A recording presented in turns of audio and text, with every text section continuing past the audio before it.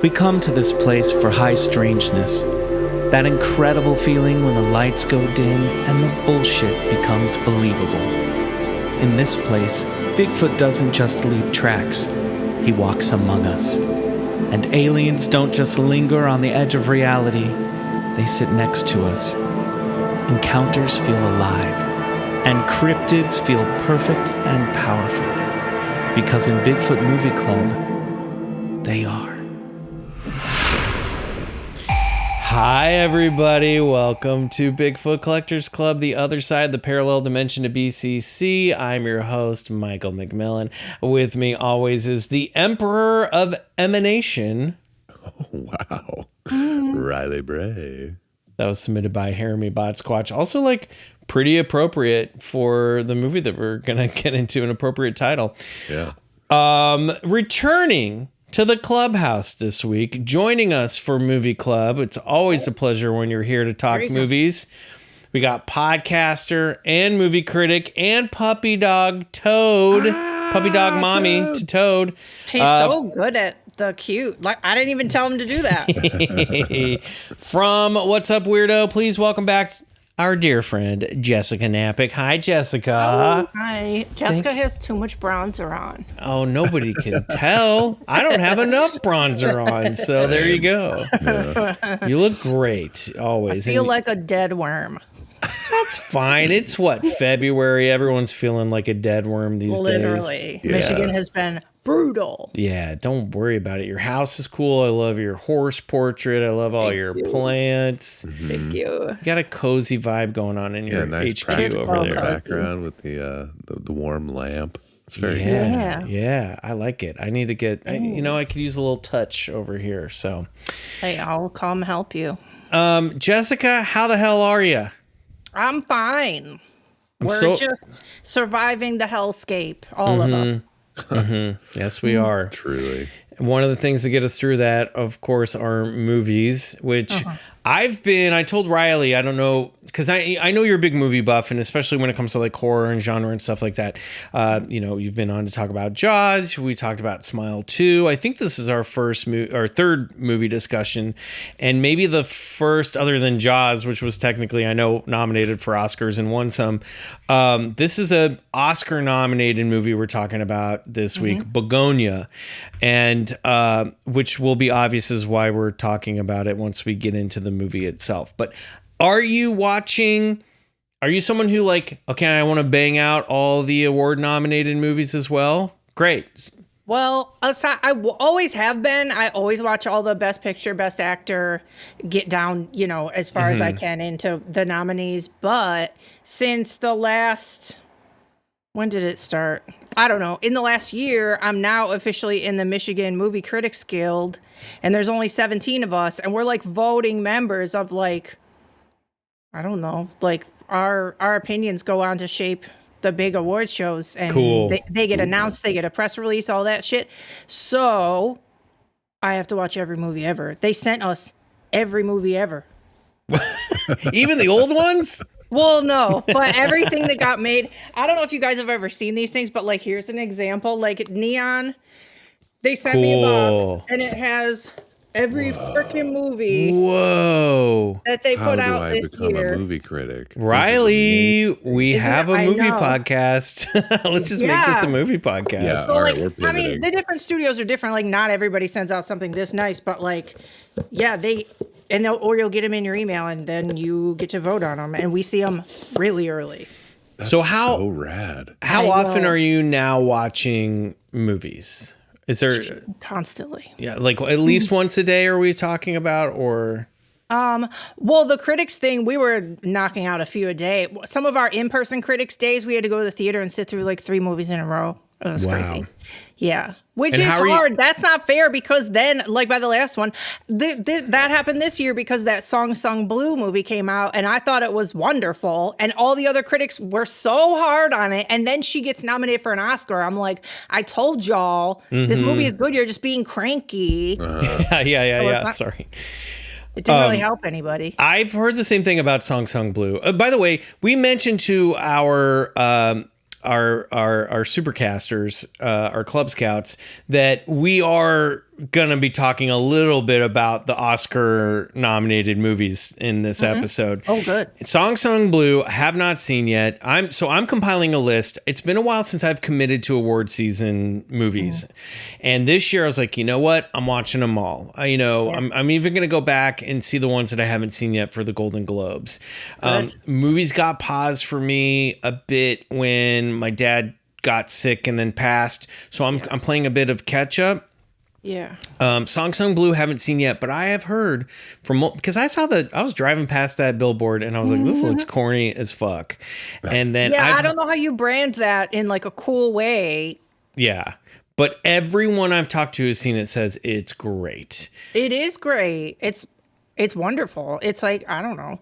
I like those movies that go through kind of somebody's whole life or like a long part of their life. And you kind of go through like, yeah, they're up and then they're down and you're like heartbroken for them or whatever, I like that shit. I like just settling into a movie for a while. And I'm not even, what is it? What's his fucking name? What they're in a cover band of Neil Diamond, right? Yeah. And I'm not even like, obviously that's not my generation. I don't fucking know. I'm not that big of a fan of his, but I'm like, I loved it. I'm like, so if you remotely like Neil Diamond, I feel like you'll think it's the best movie ever. I love it. Okay, so let's go down the list of Best Picture nominees for the Academy Awards, because there are a couple that I still haven't seen here, but I'm getting pretty good. Okay. So first on the list that I wrote, just off the top of my head, was Bugonia, which I had not seen until last night. We're going to talk about that, so everyone will save our opinions. F1, have you seen F1? Listen, I'm going to be so real with you. I watched every single movie. I didn't watch that movie because I didn't care. And I knew it wouldn't be. Listen, and I thought it wouldn't be nominated for anything, and then it was. I got to tell you, you should watch F1. Right, I watched it. I know. I would say I was like moderately interested in it, and it is just a good fucking movie. It is just like a movie. It's very similar. It's the same guy who directed Top Gun Maverick. Did you see that? No. Oh, so listen, I've never seen the original Top Gun. Okay. What? So I know I'm broken. Fair. But this is, so I actually think Top Gun Maverick is better than the original Top Gun. This is just like, this reminds me of like movies that are not made anymore, where it's like big movies about people without like robots and stuff. And like, me, I love a genre movie, but it's just like, it's kind of a sports movie. It's a feel good movie. I've never cared about F1 racing. I've never cared about any of this stuff, but I really got into it, and it's shot and directed and written really well. It's just a good fucking movie. So I recommend it. I do trust your judgment. And I do have Apple TV, so I have no reason to not watch it. Yeah, it's free on Apple TV. So absolutely watch it. It's great. It really made me sad that I missed it when it was on IMAX, because there's some stuff in there that you're like, oh, this would have been really cool to see on the biggest screen possible. Not that you're like that committed to it, but I think all the Oscar movies like get re-released in theaters because of the nominations. So it might be somewhere around you if you want to go. I would actually go see F1 again on the big screen, just because it's just this guy Kosinski, who's directing it. Is it a true story or not a true story? No, I don't think so. But it's inspired by like, this is how this stuff is. And it's like one of those where you're like, oh, this guy should absolutely direct a movie about like X-Wing fighters in the Star Wars universe. Like, it's got those big movie drama beats of action and suspense, but it's just about like people, and racing, and the racing stuff's all very, very, very fun. The Secret Agent, Brazilian movie. That. Haven't seen it that yet, but I hear such good things. Okay, I didn't. Everybody's literally obsessed with it. I didn't love it. It's good. It's slow. But I will say, this is a crazy thing, is it looks very straightforward when you look at the artwork, when you look at the actor getting nominated. It gets really fucking weird. Great. Like, weird. Like, I want to say a spoiler. Don't. Okay, I won't. But, like sci-fi weird. Great. Yeah. Okay. It was so unexpected. So, and it looks very beautiful. It's shot beautiful. That guy's a great actor. Just like wasn't 100% for me, but it's still worth watching. Okay. Yeah. Next on the list, I have Hamnet, which I haven't seen yet, which I will. I just didn't want to be that sad from what I hear. It's Very sad. Yeah, I'm already grieving. I didn't know if I wanted to watch a movie about grief right away, but I will. Yeah. Every time I'm about to put that on, I'm like, too sad. It's so beautiful, though, like instantly. It's just the visuals are gorgeous. They're such gorgeous actors. You're looking at her face and you're like, I don't know if anyone's been that pretty ever in history. Wow. She's so pretty in it. It's like slightly witchy. But yeah, then it does get really sad. But it's gorgeous. Speaking of gorgeous and sad, Train Dreams. Perfect. Ugh. So that is a movie. I watched it a few nights ago and I put down my remote and sobbed. It affected me to my core. I felt like a weight was put on my chest, but like also was like delighted at the same time. Like that movie is one of the best movies that I've seen in recent history that is just about the human experience. Literally. It is. Oh, Riley, you would love Train Dreams. It's just like the prettiest movie. Like if they wouldn't have gotten best cinematography nod, it would have been the stupidest thing that's ever happened. It's like the prettiest.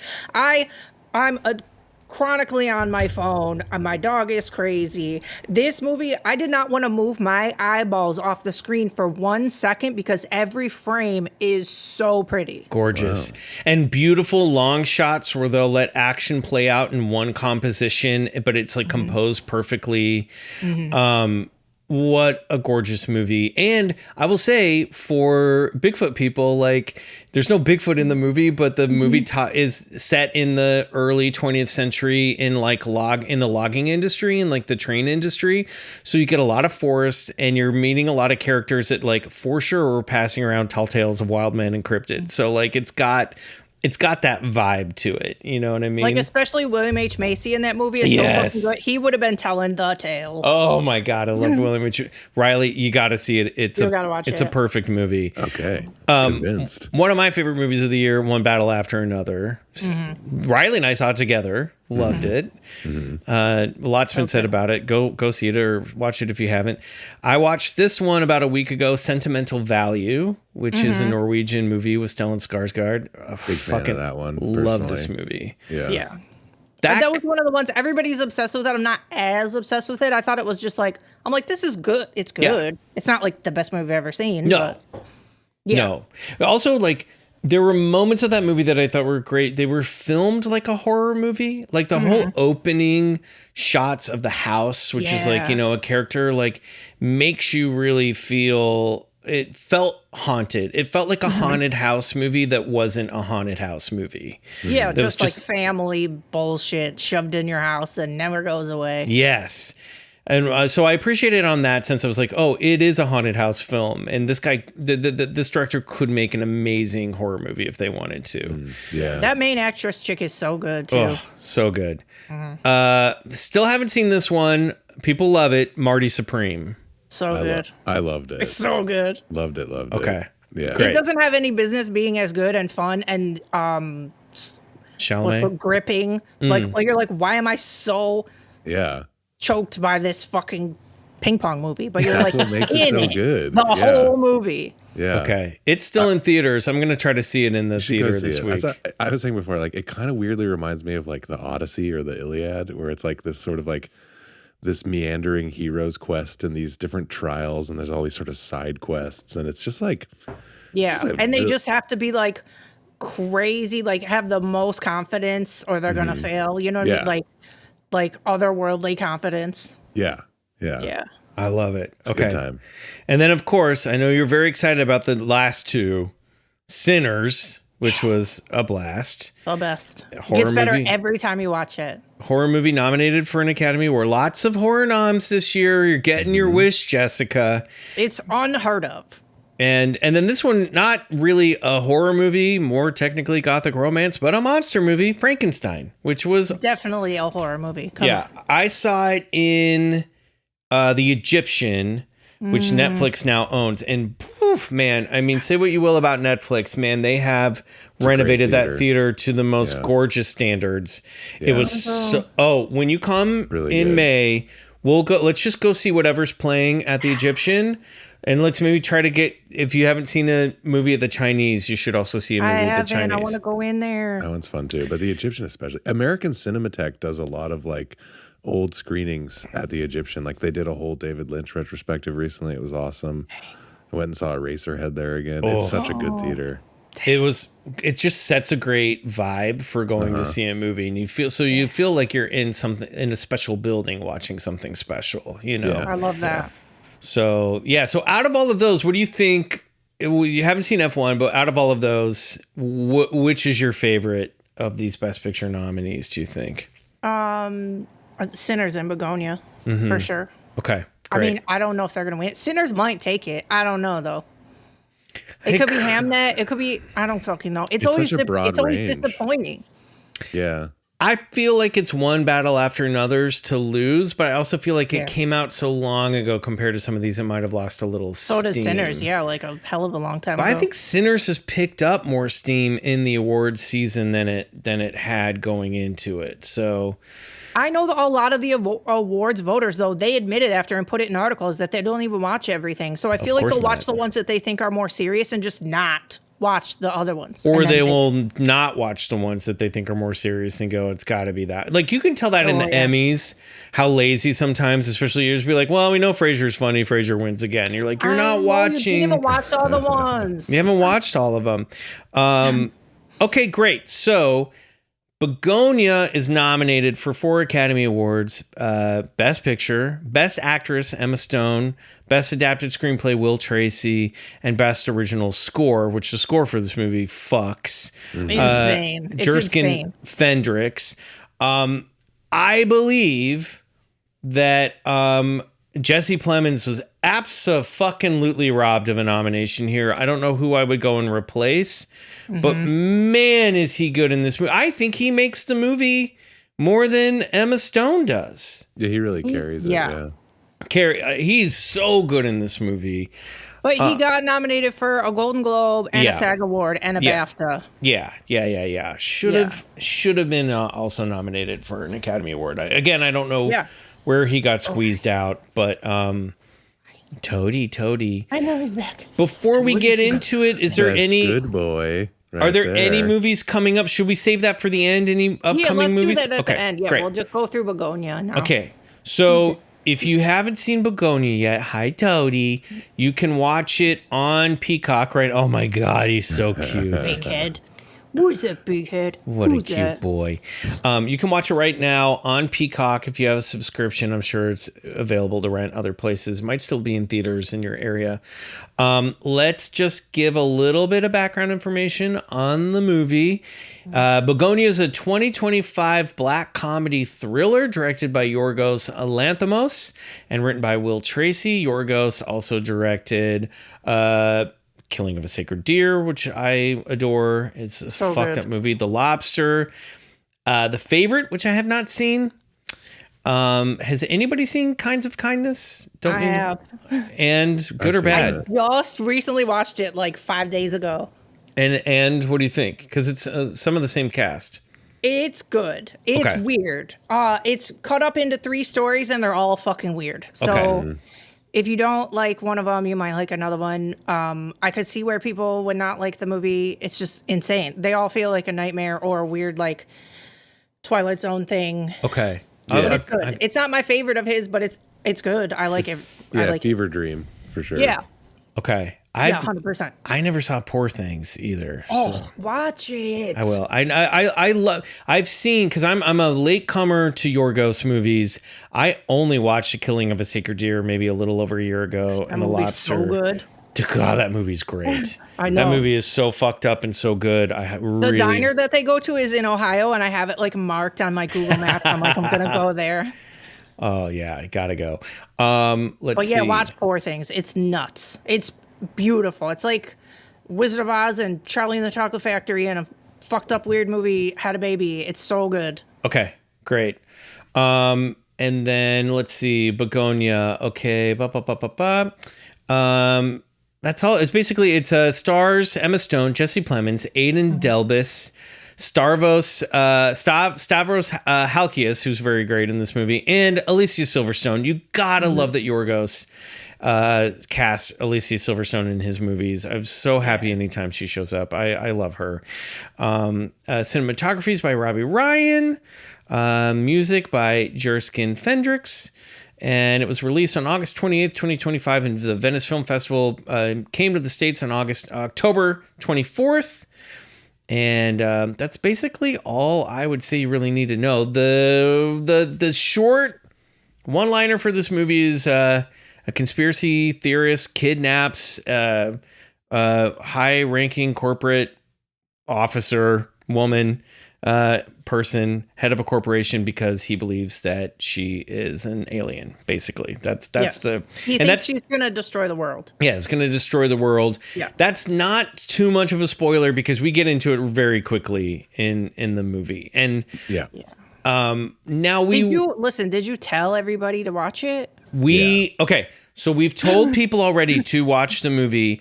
Okay. I'm going to double down now and say, if you are remotely interested in watching this movie, which you should be, we'll skip to the end here. I do recommend it for the Club Scouts. Yeah. You definitely want to watch the movie before we start talking about it. Hit pause, save the rest of this for later. You will be very upset if you listen now and go, oh shit, I want to watch this, because the fun of this movie is you do not know where it's going to go.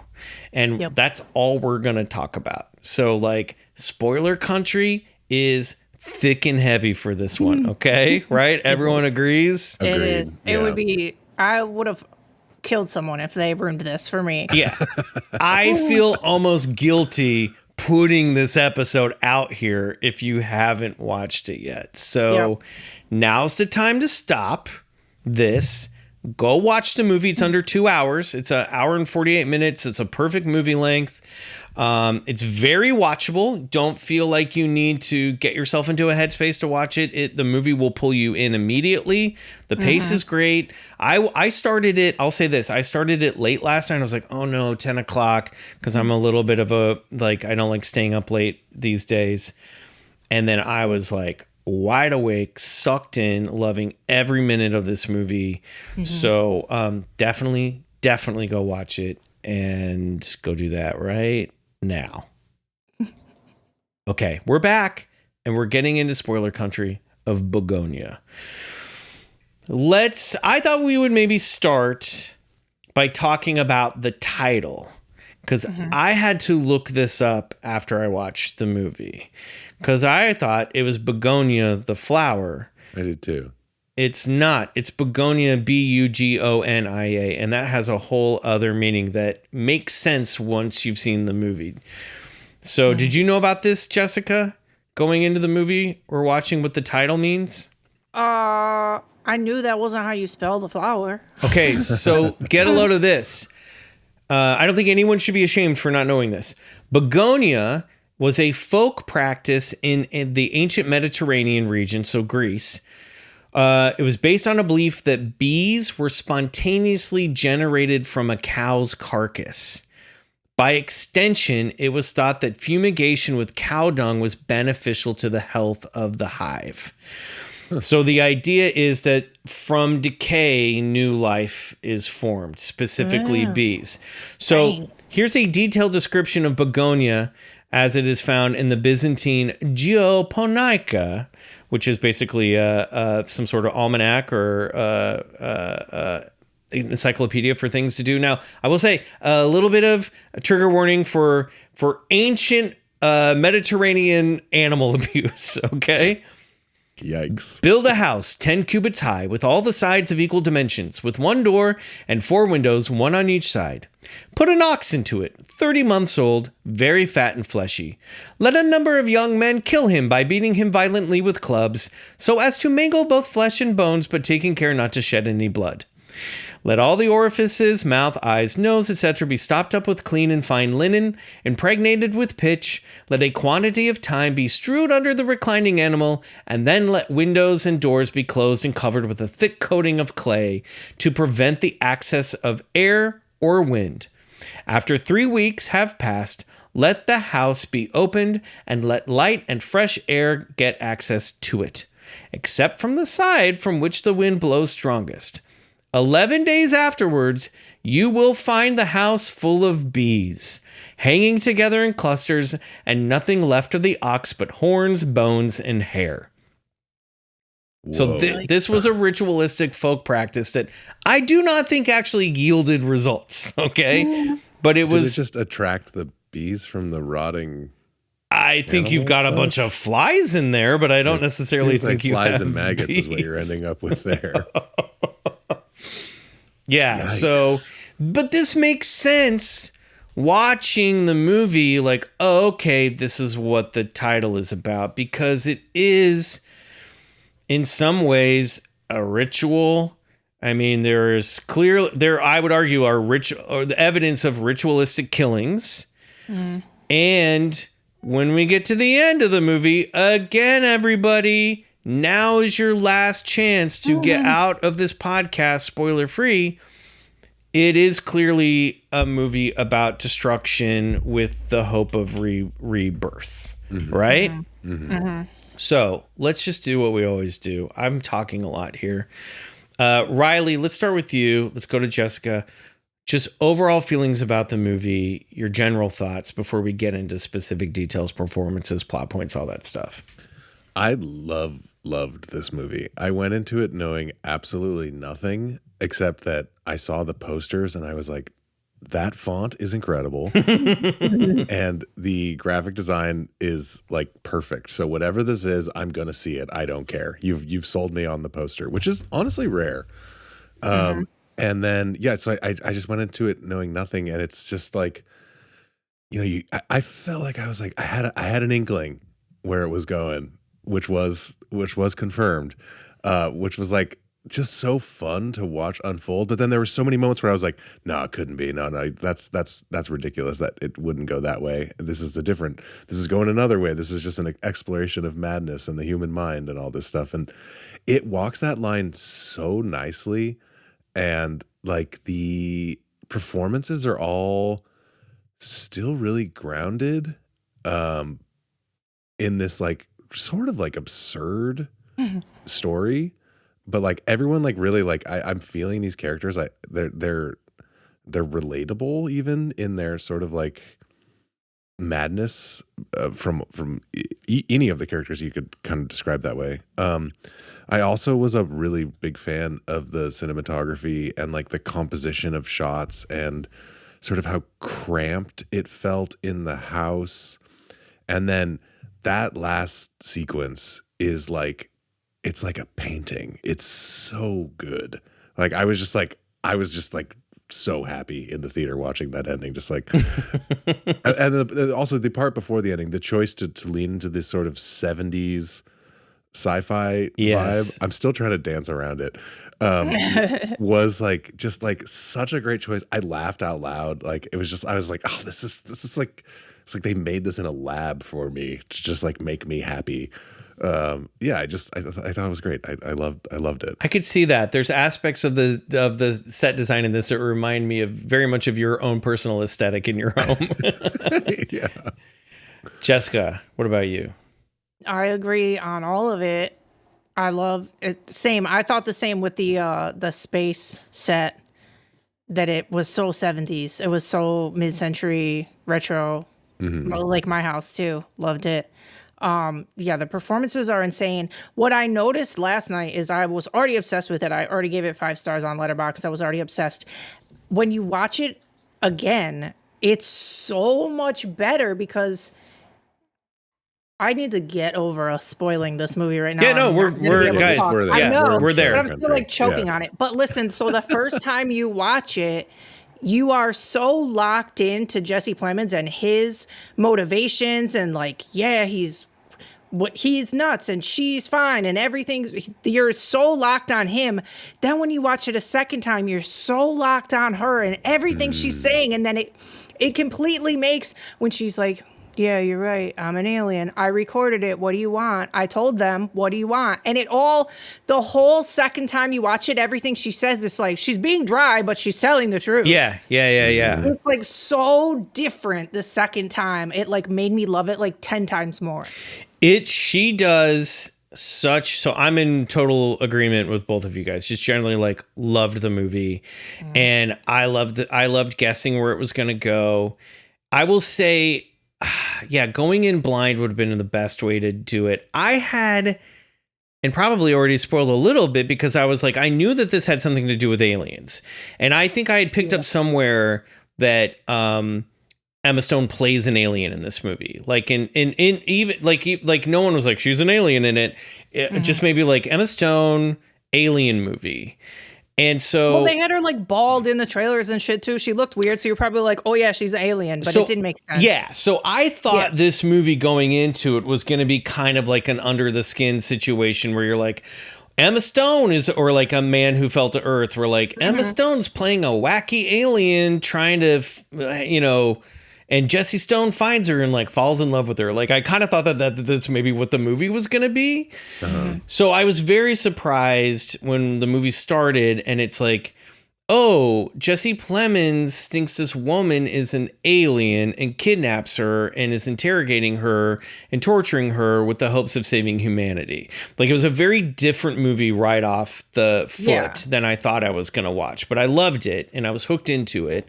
And of course, coming from the world that we come from, coming from all this high strangeness shit, there's like so much stuff that I felt like we already had the cheat sheet on watching this movie. Like when she goes into the speech about the Atlanteans and all of that stuff, I was like, well, they've done quote unquote their research with like, it is linked to sort of pre-existing lore and mythology out here.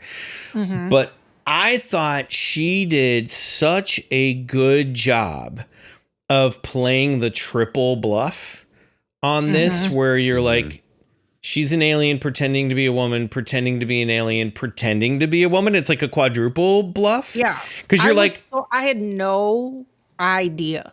When I first saw it, no idea. Didn't even think. I thought for sure they were wrong. They're QAnons. They're crazy. They've run off on a tangent and they're completely wrong. I thought that the whole movie. So the only thing I will say is going in, and once I realized the game we were playing, I was like, okay, I want to watch this through the lens of he's right and she is an alien, just to see. Like I kind of forced myself to side with him, and then he lost me. Like especially when you get to the reveal that he's a serial killer. Yeah. Then I'm like, okay. But also like in that moment when she finds all that shit, he's only doing it because he's like, thinks he's taking all the different aliens that are here. So so that's when she sees red, because she's like, he fucked all, like he's picking off my people. Yes. Yeah. God, it's so good. And then when he comes back to the house and she's like, how many of them were Arturians or whatever? Or where were they not Arturian? Andromedans. Andromeda, yeah, because they're from the Andromeda galaxy. Yeah. Like then I was like, oh fuck, maybe I was right. But then when they go to the office and she's walking through and he reveals that, I mean, we're going straight to the end here, everybody. Yeah. Like then I started ping ponging back and forth. And then I thought she knows that part though too. She knows that so good where she's like, I don't really remember how to do this, but she's like doing it. Yeah. Yes. The closet being a teleporter was just like so funny and good. Like just a great choice.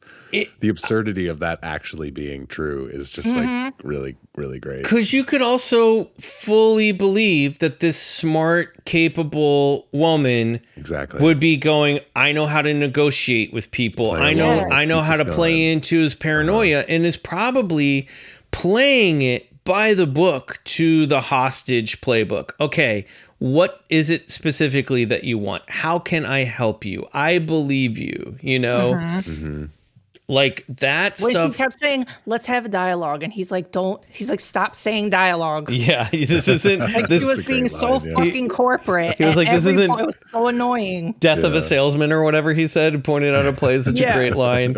Yeah, but she is so good in that line. Now, the one thing that tipped me off that I was like, okay, maybe she is an alien, is when they first have the conversation and he's like, I know you're an Andromedon or whatever. She doesn't go, what? What's that? She never questions what the terminology is. She just goes, well, the only problem is I'm not an alien.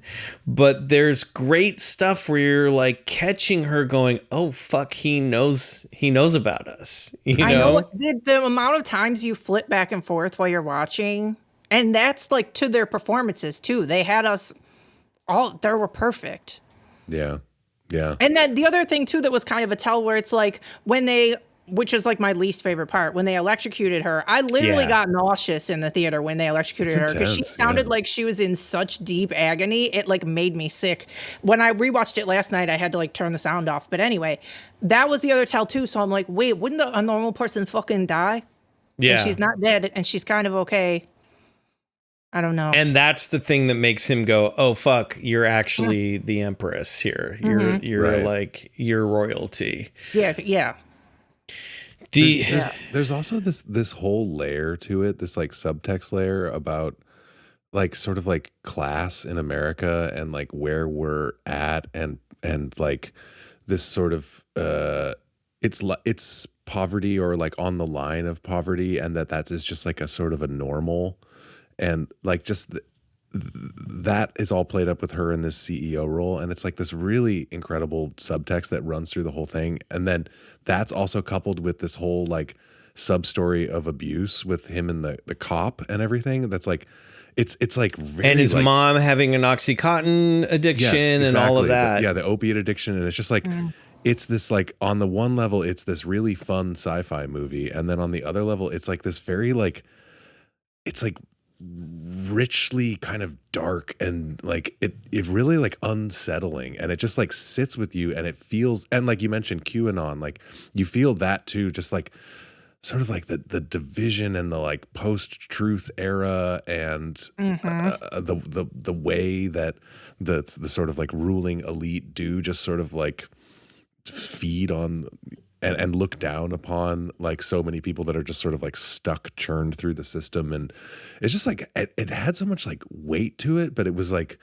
sort of effortless and almost like unsaid and just sort of under the surface of the whole thing. And that's like, to me, what just like really elevated this up to like, oh, this is like, we're doing something different here. This isn't just like a fun sci-fi romp. This is like a deep kind of human study and like critique of our culture, you know?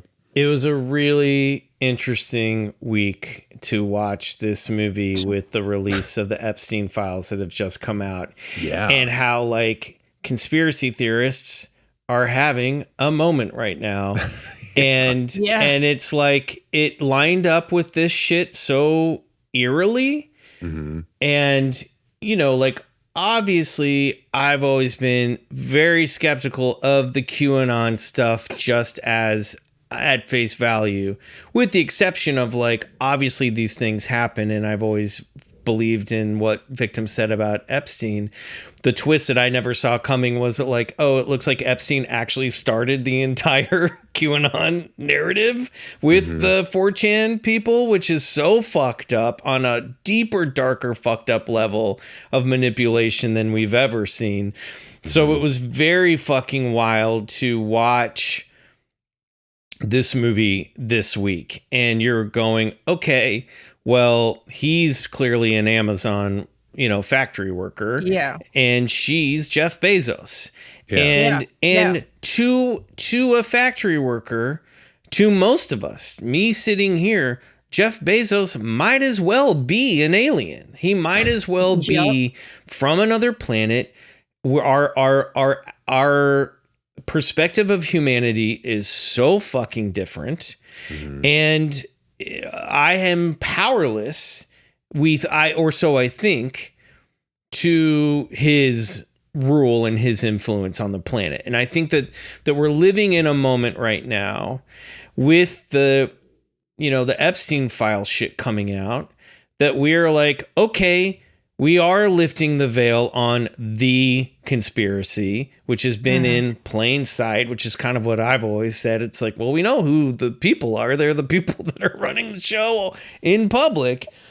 But getting a sense of like, okay, we may have gotten some of the details wrong here, but we're generally right. And we might have a moment where we can fight back and then break down the system and grow something new out of it. The movie, sadly, I feel like isn't hopeful from our point of view. I don't know. This movie says I feel like it says we've failed. That at the end, it's the human experiment has failed. Yeah. And it's because the flip side of that is based on what I think, Riley, you're talking about in this post-truth of society, and the flip side and the evil stuff beyond the evil shit that's really going on in this world and what's the evil shit that's in the Epstein files. And I don't want this whole episode to be about the Epstein files, but I mean, it's impossible not to draw the parallel at this moment in time. Yeah. Is the other flip side to it is consuming all of that information, looking at the murders that are happening in the streets by ICE, by looking at what's coming out in these files, it can very well drive us healthy brains into psychosis because it's literally maddening. And I feel like that's where Jesse Plemons has been pushed to the point of psychosis. And she's looking at him as, well, if you are the product of everything we've been doing, dismembering people, mostly people, some aliens in your basement, kidnapping and torturing women, aliens, or women, then we're done here. The lowest part of the worst part of humanity has prevailed. Well, you'll notice too, and I didn't notice it the first time, is in the credits when every human is dead, all the animals are still there. Yeah. The birds are still chirping. There's a dog. So the aliens are cool, I guess, in that way. So they were like, you guys suck, but nobody else did anything wrong. The bees are still on the plants. They're going to pollinate. Yeah. Yep. The human beings are the oxen in the Bugonia, where we are now the ritualistic sacrifice.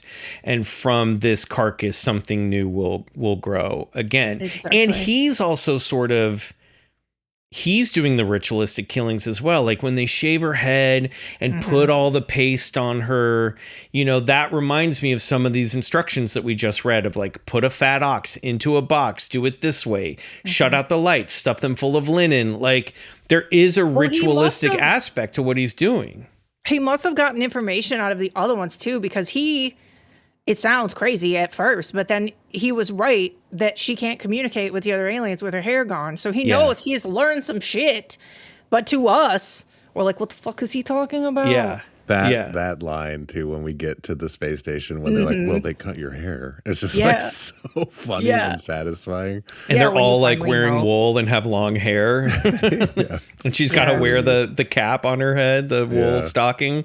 Yeah. But going way back to what you were saying too about it being very, this is a very anti-capitalist movie, and also, and he touches on different shit when he's in the Amazon place, and the lady's saying she got hurt. He's all about workers' rights, so it's like anti-capitalist, pro-workers' rights, and then there's another part.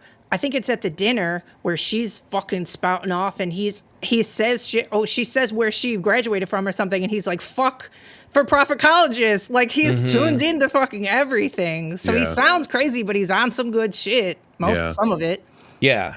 But that gets to what you're talking about, Michael, where it's so interesting, where it's like he is in psychosis. He is murdering people. Yeah, he's got too much information. Yeah. He's also right. Yes. In this world. Yeah. And so it's a really interesting line to play with.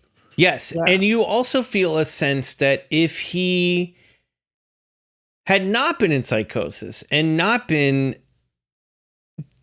gathering the information in the means that he would have, that there might have been, because there isn't a lack of empathy on her part either. Like you do see her over the course of the movie going, oh, oh, I know who you are. I know who you are. I know but it's your not mom real is." because then they get in a fight at dinner, she gets on top of him and says, "I'm always going to win. I'm a winner. I'm always going to win." She's always a dick. Yeah. Yeah, it's false. Because she's a CEO. She always has that in her. But she also says that I have fallen to the worst parts of humanity as well later. When she's giving her speech about how, okay, originally our plan was to make this great race modeled after ourselves, this human race and the species or whatever. But then and those were the Atlanteans, and then they started making their own copies and they were bad. And that's you guys. Oh, She even says there were times and in moments, I admit, I have also succumbed to the worst aspects of humanity. And I think what she's talking about is the lack of empathy, the competition, the saying, I'm going to be best, that I'm going to be better. But she also sees us, if her history of things are true, then her people were killed by our version of humans, right. Eons and eons, ago. Right. So I do think that she is like struggling with the fact that, yes, I'm an alien, but I've been down here so long pretending like a human. I've become corrupt as well. Yeah. But it makes me wonder if he hadn't been, would there have been a way to have this conversation with this alien species to course correct things? Because it seems like both of them ultimately want the same thing, which is like a functional human society of like higher morale, higher morality. Or has the distance grown so far? Has time gone so bad that we cannot bridge that gap between us and the CEOs, us and the corporations in a productive dialogue? Yeah. I think the movie is saying that, the latter, that it's, I think that's kind of what it's laying out. Like it's just gone too far. There's and there's like a reckoning that like has to come if we're going to move forward as a society. And I mean, you look at like, wealth distribution now versus like the French Revolution, and it's like, oh, these graphs are exactly the same. Like, and it's kind of like, oh, we're kind of, but like 100 times worse. but now amplified by the modern world, Right. So it does feel that we're in a time that is eerily similar to the end of feudalism, and we're sort of like in the end of 20th century capitalism, and I'm not saying it's the end of capitalism or the end of society or anything. The end of feudalism wasn't the end of society. But it's like we're on the cusp of like a reckoning and a major shift. It feels. I really hope so. Like that. Yeah, it's the only option. Or else we're literally they're going to take all of our money. They're going to take all of our houses, and then what do we do? Yeah, like a long, slow, grinding extinction where only like a very few people will still thrive. And so, what a time to be alive, guys. Yeah, I know. But that's what this movie's about. You know what I mean? And that's what's incredible, in that in this like fun sort of, well, I mean, it's not all fun. It does get pretty dark, but like this romp of a sci-fi movie is able to deliver these things without ever really explicitly saying them. Yeah. As much dialogue as there is, you don't feel preached to because there's almost every angle of the story. It's just good drama because you're like, I'm kind of rooting for both sides with no good outcome. You know what I mean? What do you think is the role of the autistic brother in this? Good question. Yeah, that is a good question. I don't know. I mean, there's the simple trust, that he has in his brother, where like he's not really on board, but he really does trust his brother, and he wants to do good and he wants to be good. And I think a lot of the movie you're believing like, oh my God, this poor guy, like the whole like chemical castration bit is like so gnarly and uncomfortable to watch. And you're like, oh my God, this poor guy, he just like wants to.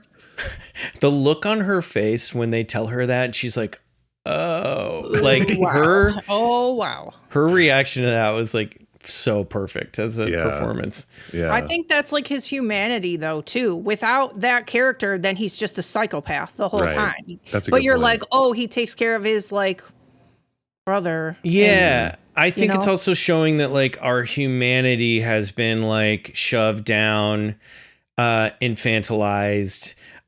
made to be quiet. Every time it wants to get into the driver's seat, is told to go sit over there, go get in the corner, you know, is bossed around. Like our higher good has been warped and sort of also overstimulated.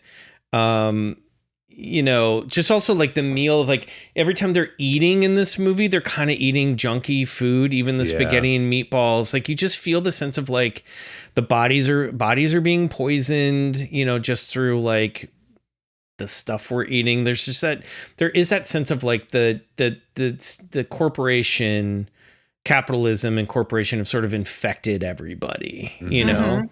But I think the brother is like the sweet, I don't know, it's the voice of reason, but the voice of reason he is, yeah. But the voice of reason is like seen as someone who cannot be reasonable, you know, by default. Yeah. It's ignoring our higher nature, I think, maybe. And to the point where then that character literally, you know, dies by suicide by going, I can't do this anymore. I can't watch what I've watched. Cause then, you know, he's seen his...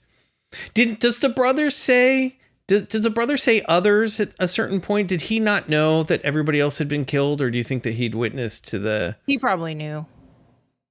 I would think he knew. To a degree, yeah. It was like, almost like what we were saying about like her and him though, like it's a failed experiment, and in that moment he's like, no, there's no good outcome in any of this. I'm out. Exactly. They're like, I'm going out by my own means. Yeah. Let's talk about two other things specific to the movie design and the narrative. What do you make of the mother flashbacks with her floating in the air and all of that stuff? Let's start. I want to start there. What do you guys think are those flashbacks meant to be literal, or is this how he's remembering his mother's illness? Because there's a lot of dream imagery in those scenes. The giant needles that he's pulling out of her in the bathtub, her floating, him having the conversation about the medicine not working with her outside of the building with a bunch. Like, none of this seems to be like how it would have happened. But is he remembering it this way? Is this like... Were those literal moments or literal memories, or those like dream image memories for him?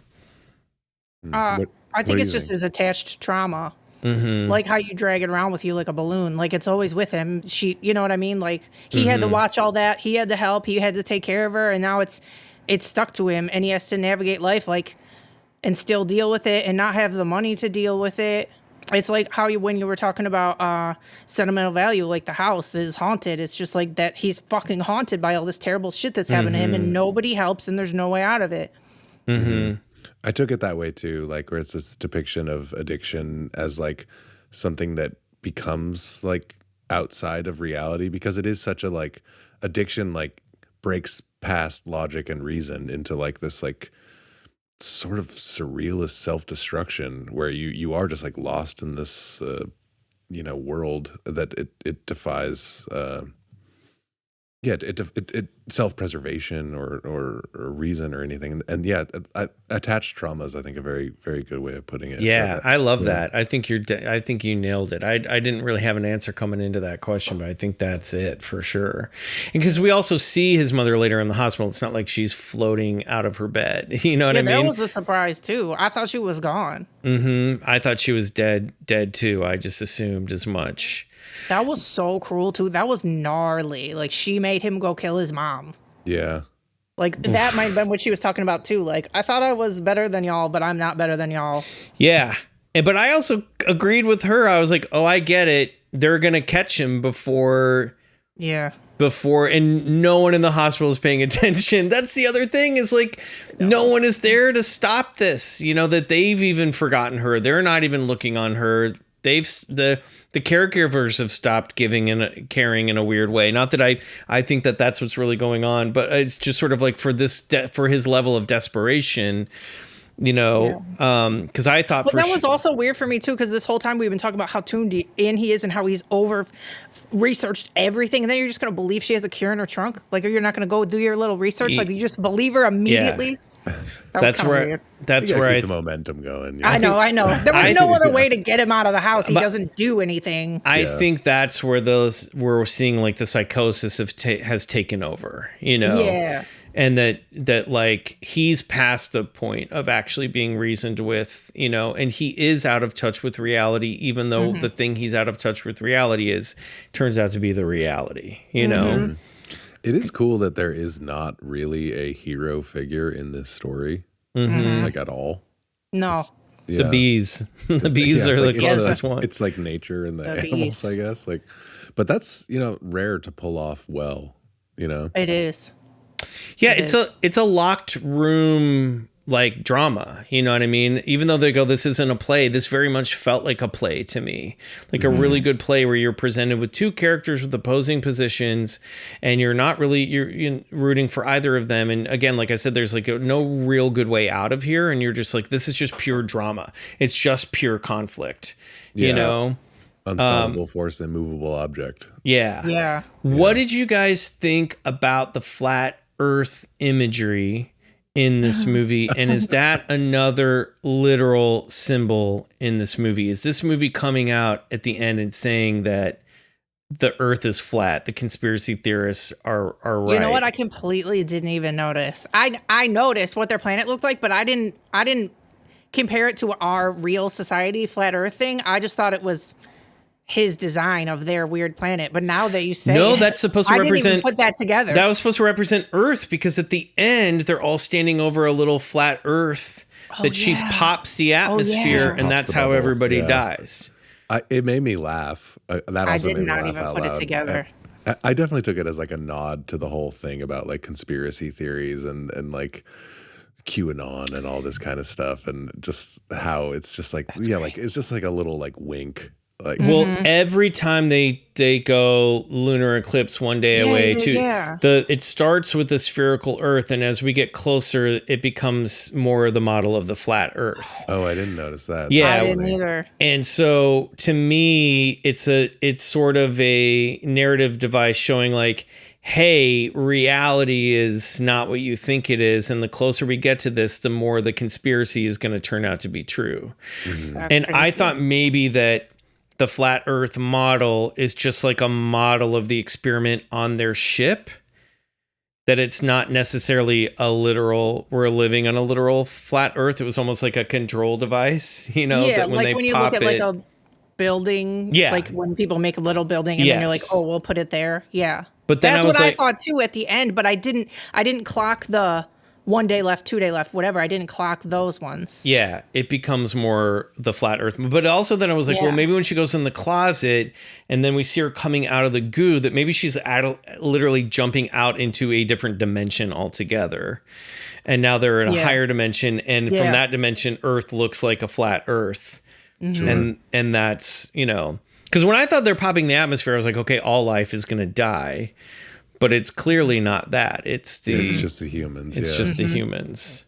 Yeah. And now that we're finally to that sequence of just like everyone dead in so many different scenarios, it just like with like happy music on. Yeah. Where have all the flowers gone? That one. It was like there's a lot of humor in that, like, and a lot of like beauty in it, weirdly, and it just like every one of those images was just so well framed and so nicely strung together that I was just like, this is like good art right here. Like, just like you could just isolate that sequence alone and put it in a museum, Like, it was just like, oh yeah, frame by frame, those could just be awesome. That all those frames could just be like a photographer's whole series on like 100% the end of the world or death or like it was great. It was so, I was bummed, it did bum me out. There was a part where I was like, okay, I knew it, she was an alien this whole time, but then I was like, I kind of wish we could have just ended it with her being saved. The explosion of him blowing up in his severed head, hitting her in the head such a great shot and a great action sequence. Yeah. What do you think happened there? Do you think that she hacked into his explosive and set it off, or do you think he did it by accident? I think it just blew up. Yeah. I think so too. I think it was an accident. Like he was finally about to get what he wanted, and then he fucked it up because he's crazy. Yeah. Yeah, and her stalling at the end was not her stalling waiting for help. It was her stalling to be like, how the I can't let this guy onto my ship with these explosives. He will kill everybody. Right. Like, what was her plan there, you know? Yeah. I don't know. Stalling. Maybe she knew that, like, he wouldn't make it. I don't know. Maybe there's something that... Because there was no other humans there, right? I don't know. Maybe she knew he wouldn't make it because he's not allowed, or I don't know. We're just stalling for time, really. Stalling to get help. Trying to think of something. Yeah. Yeah. Yeah. One sec though, back to the credits. Okay, they go through the humans and then you see the animals are still alive. And then it goes to black and it keeps the bird chirping noise through the black. And it's so peaceful. And it's so crazy because all the human noise is gone. There's no humans talking. There's no yelling. There's no car horns. It's just birds. And I'm like, fuck. But the problem I have with that is, did you guys ever watch... I think it was a show called like After Us or something. Like it was like a National Geographic show that would show you what would happen in the days leading. Like if there was a mass extinction event and just a humans died just like this, but all the other animal life and plant life lived. It like walks you through. This is how many days until all the pipes burst and flood all the buildings in all the cities. This is how quickly like plants overtake, and all of it is much quicker than you think.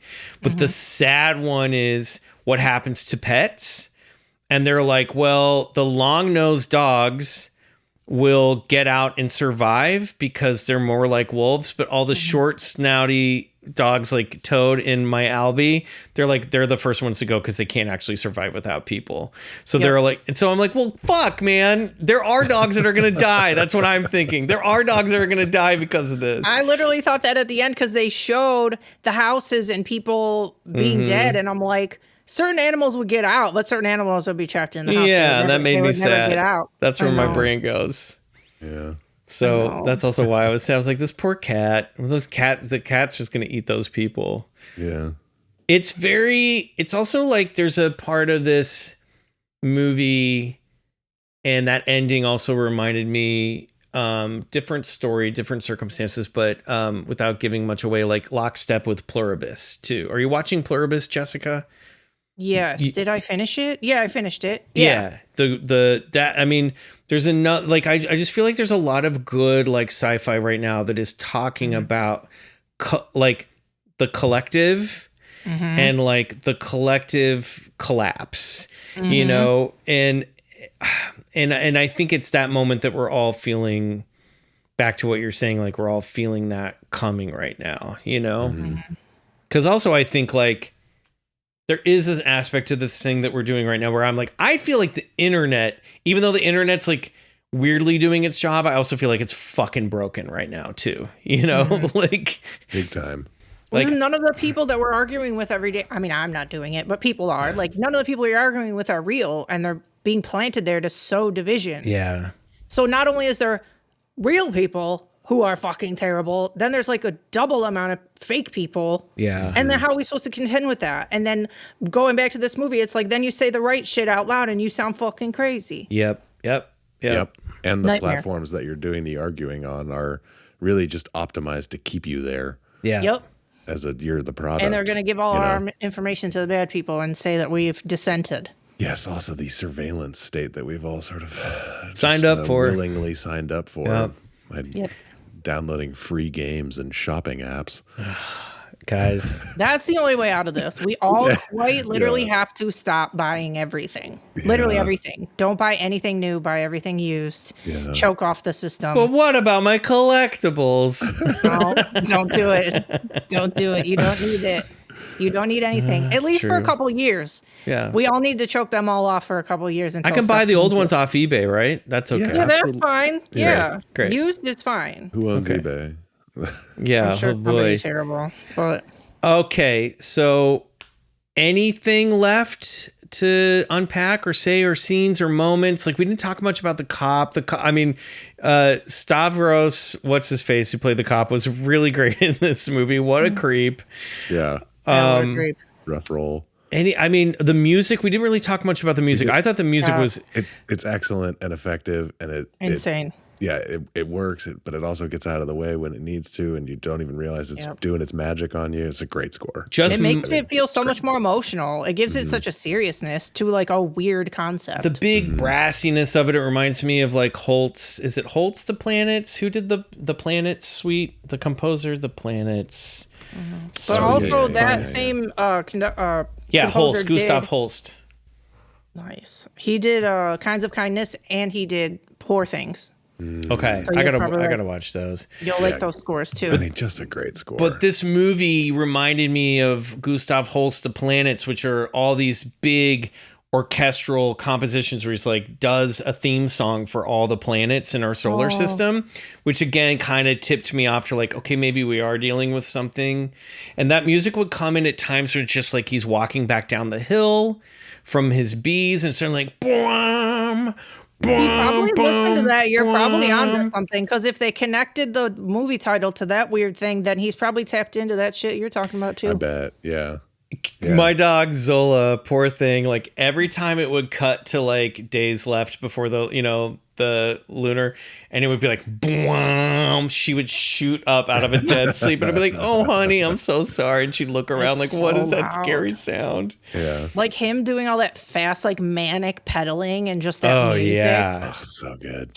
I swear to you, after last night and after seeing all the other movies, I don't know how he doesn't win. He's the best performance and the most screen time. All the other performances seem so small. He's not even nominated. That's insane. It is honestly insane. It's criminal. He's so good in that movie, man. What a great actor. I had a moment. When he's like all balled up. Okay, when she gives the talk, when she goes, "How many were there? How many were there?" And then he's all balled up like this, just fucking crying. So it's so good. So good. And when he goes over the table, when he goes over the dining table, crawls down the table, insane. Great horror moment there. Also, just like we've touched upon it, but like the production design is so incredible in this movie, and the choices they make, like so smart. It's a great story point when they shave her head and they start lathering her up in like the antihistamine. But it also does a thing where like it immediately makes her look like an alien, you know? And so she's suddenly like, he makes her out to be the thing that we're told that she in her big eyes. It's like, no wonder, that was the other thing. I was like, okay, if she's not an alien, if she didn't like, I mean, I know Emma Stone does all of this guy's movies, but wouldn't she love to play an alien? So like casting wise, I'm like, I bet she's an alien, because she had to be, she took the role for a reason, you know? She committed to the actual head shaving bit. So it's she did. Which also, you gotta love that in a movie when they really shave. You're like, you got one shot at this, guys. Yep. And they do her reaction when she wakes up is so real too. She's like, where is my hair? I'm in the hospital. Or the hospital. You took my hair. The shot when they kidnap her at the house, and then you see her like fight them off, and then the scene where you're sitting in her back living room and you see him tackle her in the plants, and then she fights him off again. Hard. I know. And then she's just walking and starts slowing down and looks down. She's got the needle in her leg, and the way she just collapses, you're like, fuck. Worst nightmare. Literal nightmare. Oh, 100%. Yeah. I also, this is a weird anecdote, but I had read or whatever, when they first, because she's never shaved her fucking head before, so she's like, so they shaved my head, and I had like several large moles on my head. You see it in the movie. You're like, oh, yeah. Didn't know how to mole. But then she cut him off. She had him cut off like instantly, and he's like, you can't do that. You're going to ruin the continuity. And she's like, I'm not walking around like this. So she did it anyway. So there's certain scenes where you can see one or two of them, and then they're all gone. Yeah, you see it when she first wakes up. I'm like, oh, she's got a big old mole on her head. Big bump. Yeah, she gets them cut off, so they disappear throughout the movie. Yeah, I wouldn't leave them there either. So while I'm here, might as well get rid of these. Yeah. Okay, Jessica, when we on these episodes, what we like to do is we like to pick a thing to become our ranking system. So a thing from the movie. So how many whats out of 10 what would you recommend? And the what could be, let's say like a severed head. You know, like what's an item from this movie that we can use to replace stars, basically? Shit, I don't know. An image that stands out, or an object. What's an image an object or image that stands out for you? It can be absurd. Yeah. I don't know what to say. I don't know. I really liked her because she had it in the beginning. She had it when she was kidnapped, and then she puts it back on when she escapes. The red trench coat was like huge for me. I love it. Trench coats, iconic in the movie too. Okay, so how many red trench coats out of 10 red trench coats would you give this movie? 10. Great. Yeah. Easy. Right. And would you recommend it to the Club Scouts? Yes. Okay. Riley?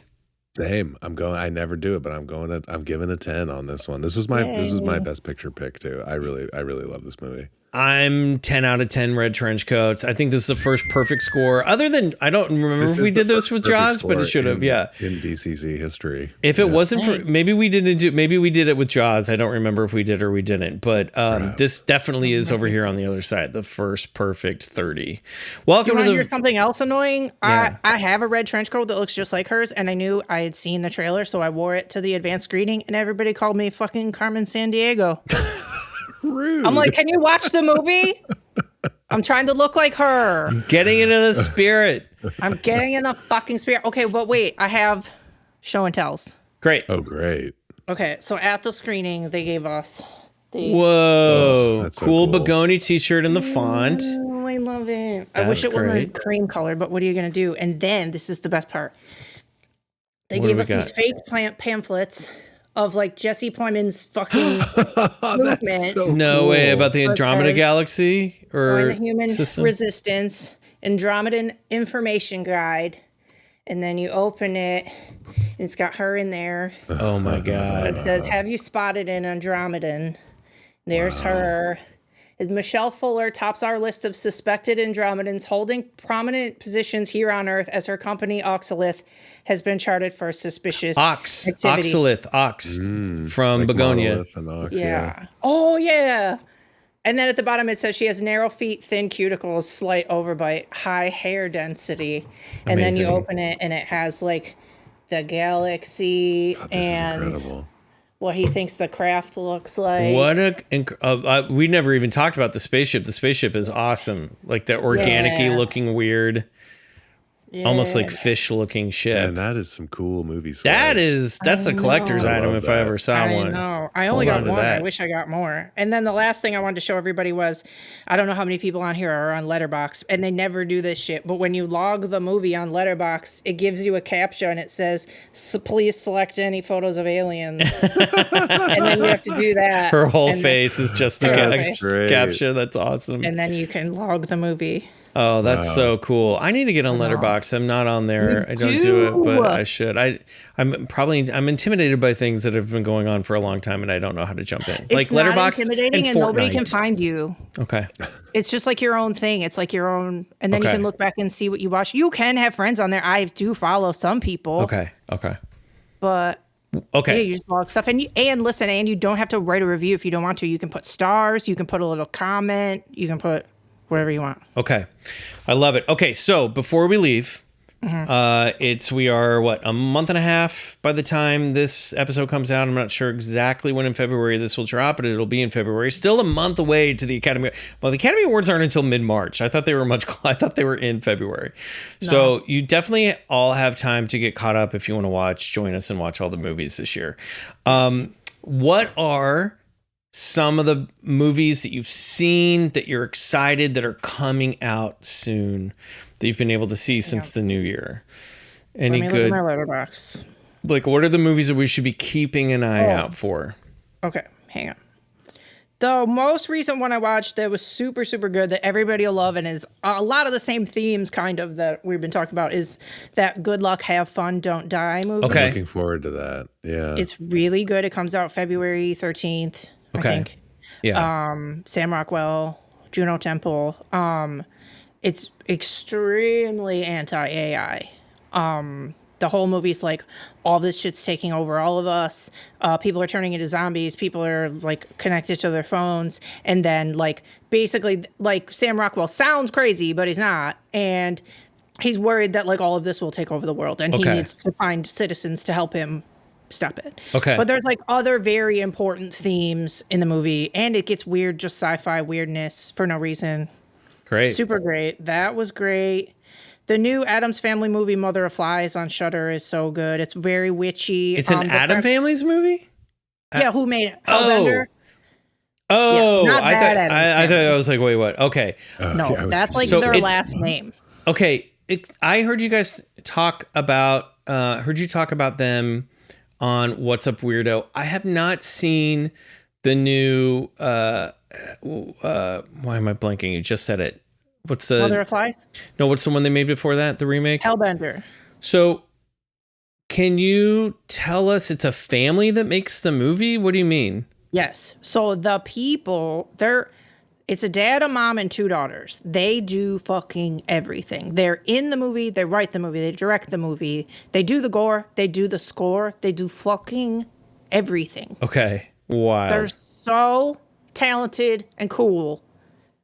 And all their themes are always great. And everything's like, I'm not obsessed with every one of their movies, but they're all worth watching. And they're all like, kind of like Oz Perkins. It's like, not all of his movies hit for me, but they're all weird, and I'm going to watch them. Right. I'm just going to see what they're going to make. So the new one is called what again? Mother of Flies. It's on Shudder right now. Okay. It just dropped a few days ago. And the premise is there's like the dad and the daughter in the movie, and the daughter has terminal cancer, and they've exhausted all whatever. So they're going to see about a witch in the woods to see if she'll cure the daughter. Love it. I love that. Love it. And do they act in the movie as well? Yes, they act in it. They wrote it. They directed it. They did the score. Wow. They're the best. They're so fucking talented. I think that's it for right now. I haven't watched anything. Those are 2 good recs. Yeah, I haven't watched anything too far in advance yet. Well, I want you to watch F1 and get back to me. It's so different. I'll do it. It's the opposite of it. It's a good palate cleanser. It's just like a good, just like movie. Like a movie they would have made in like the 80s or 90s where you're just That's exactly how Song Song Blue is. I'm like, this is just a good movie. Great. Riley, any recs, anything that you're going to watch coming up, or any other movie recommendations you've recently watched? I've been doing everyone knows mine because I've been watching all the Oscar stuff. Nothing comes immediately to mind. Okay. I mentioned on the main feed that I just watched Honey Don't, and I enjoyed that. Okay, great. I haven't seen that yet. Is it good or not that great? I liked it. It's like a noir. This might come out before that episode drops, so that's a good recommendation. Yeah, I liked it. Okay. I was a fan. Yeah. Great. Good. Awesome. All right. Well, Jessica, thank you so much for being here. This is so fun. We love having you on the show. We love hearing you talk about movies. I love hearing you talk about movies on What's Up Weirdo. So you're obviously welcome back anytime. You know, the Day of Disclosure Day movies coming out this summer. Ooh. That might need to be our summer movie special this summer. So maybe you'll have to come back so we can talk about a new Spielberg alien movie. Perfect. I'm so down. Maybe I hate that title though. Isn't that title? I do too. Yeah, it sucks. I'm a little clunky. Sucks. Yeah. The trailer was a little corny, so I'm a little worried about it. But maybe we're just not seeing it all yet. So I have faith. I'm worried too. But we'll get into it. We'll talk about it. We'll go see it this summer, and then we'll talk about it. It'll be our summer movie special. So pin that for your 4th of July weekend. All right, everybody. Got it.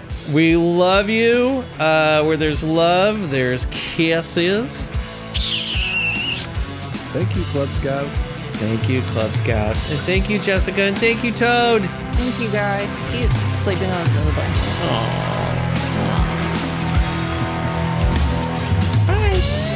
Bigfoot Collectors Club is executive produced by Riley Bray and Michael McMillian, and engineered and edited by Riley Bray.